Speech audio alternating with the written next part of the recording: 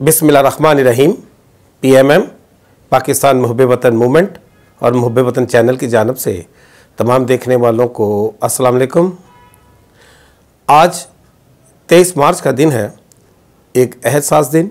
8 दहाई पहले की अगर हम बात कर लें तो ये दिन कुछ अहद व पैमा की याद दिलाता है, और जो कौमें अपने अहद व पैमा की पासदार बन जाएं, मुहाफ़िज़ बन जाएं, एक जोश व बलबले वाला कारवान बन जाएं, यकीनन फिर उनको मंजिल भी नसीब होती है। तारीख़ में कुछ ऐसा ही दुनिया को देखने के लिए मिला।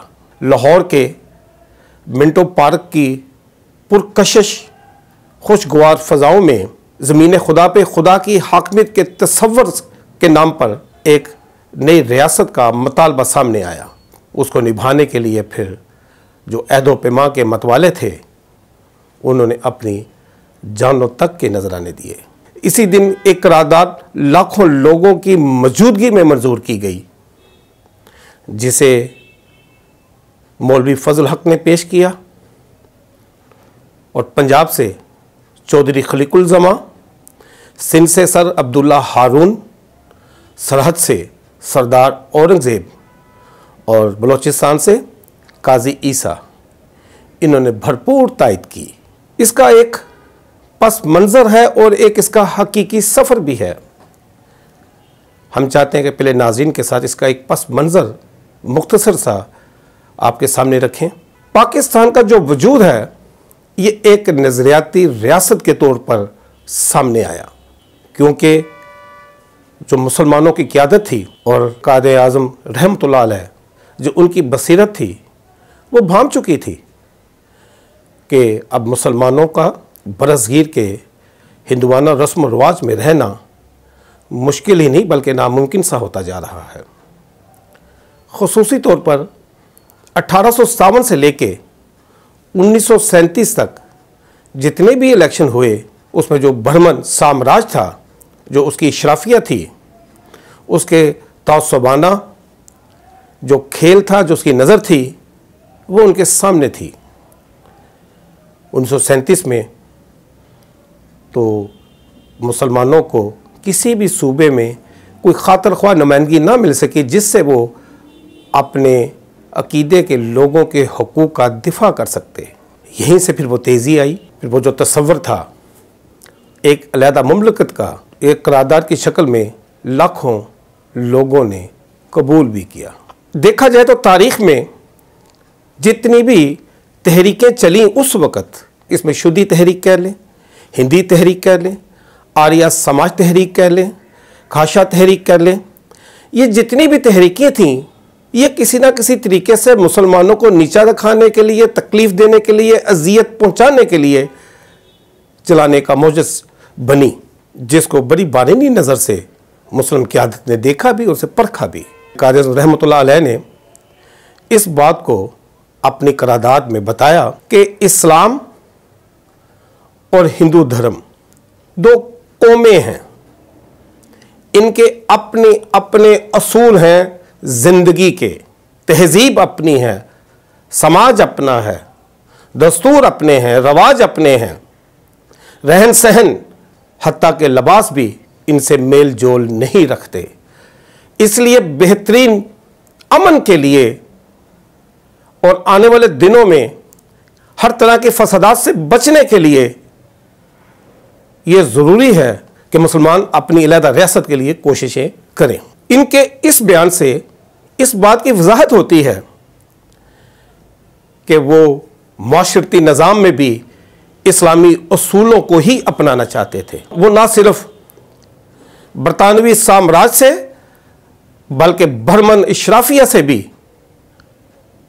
मुसलमानों के लिए आज़ादी का तसव्वुर लेके चले थे, उनसे नजात चाहते थे, ताकि बरसगीर में पायदार अमन रह सके, कोई खून खराबा ना हो सके, फसादात ना हो सके, क्योंकि ये दो अलग अलग कौमें हैं जो अपने अपने नज़रिए की पासदार हैं।